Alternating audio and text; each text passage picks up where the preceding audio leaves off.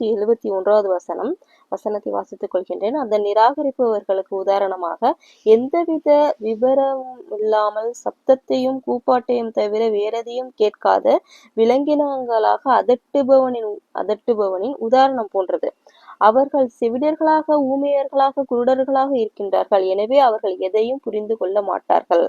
அதாவது பகுத்தறிவு பயன்படுத்தாமல் பிறர் சொல்வதை குருட்டுத்தனமாக பின்பற்றுபவர்களுக்கு இது விலங்கோடு ஒப்பிடுகின்றது.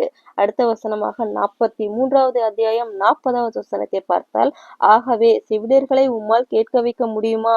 அல்லது குருடர்களையும் தெளிவான வழிகேட்டிலிருப்பவர்களையும் உம்மால் நேர்வழி செலுத்த முடியுமா என்று இந்த வசனம் கூறுகின்றது.